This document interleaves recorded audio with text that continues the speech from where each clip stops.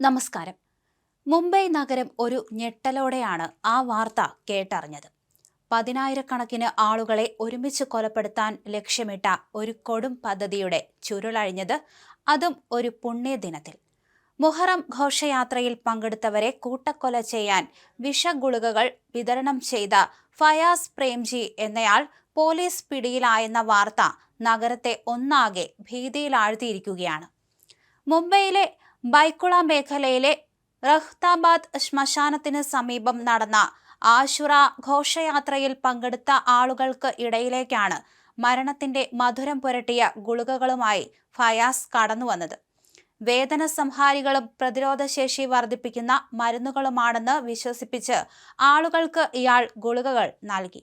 എന്നാൽ പിന്നിൽ ഒളിഞ്ഞിരുന്നത് 15,000 പേരുടെ ജീവനെടുക്കാൻ ലക്ഷ്യമിട്ട മാരകമായ ഒരു ദുഷ്ടലാക്കായിരുന്നു.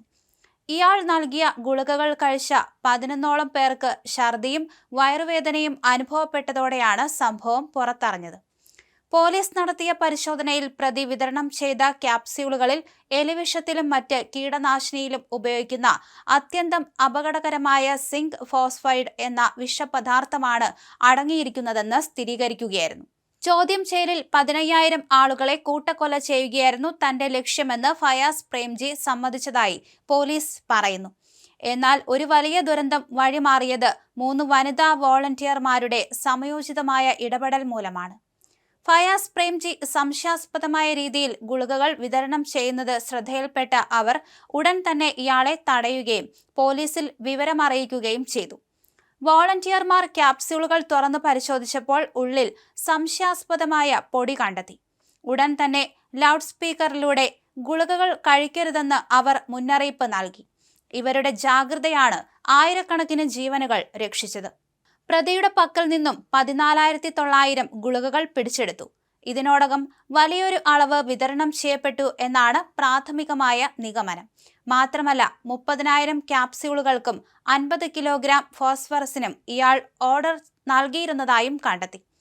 ഇറാൻ, ഇറാഖ് തുടങ്ങിയ രാജ്യങ്ങൾ സന്ദർശിച്ചിട്ടുള്ള ഇയാൾക്ക് വിദേശ പശ്ചാത്തലമുണ്ടെന്നും പോലീസ് സ്ഥിരീകരിച്ചിട്ടുണ്ട്. ഈ സംഭവത്തിന് പിന്നിൽ ഭീകരവാദ ബന്ധമുണ്ടോ എന്നതടക്കമുള്ള കാര്യങ്ങളും പോലീസ് സസൂക്ഷ്മം നിരീക്ഷിച്ചു വരികയാണ്. അതേസമയം ആ സ്ഥലത്ത് മറ്റാരെങ്കിലും ഇത്തരത്തിൽ ഗുളികകൾ വിതരണം ചെയ്തിട്ടുണ്ടോ എന്ന കാര്യവും ഇപ്പോൾ പരിശോധിച്ചു വരികയാണ്. ഘോഷയാത്ര നടക്കുന്ന സമയത്താണ് ഇയാൾ അങ്ങോട്ട് കയറി ചെന്നത്. പ്രതിരോധശേഷി വർദ്ധിക്കാൻ നല്ലതാണ് എന്ന് പറഞ്ഞാണ് ഇയാൾ ആളുകൾക്ക് ഗുളികകൾ വിതരണം ചെയ്തത്. അതേസമയം പൈസയൊന്നും വാങ്ങാതെയായിരുന്നു ഇത്തരത്തിൽ വിതരണം ചെയ്തത് എന്നതിനാൽ പലരും ഇയാളുടെ കയ്യിൽ നിന്ന് ഈ ഗുളിക വാങ്ങിച്ച് കഴിക്കുകയായിരുന്നു. തൽക്ഷണം പലർക്കും ഇത്തരത്തിൽ ശാരീരികമായ ബുദ്ധിമുട്ടുകൾ ഉണ്ടാവുകയും ചെയ്തു.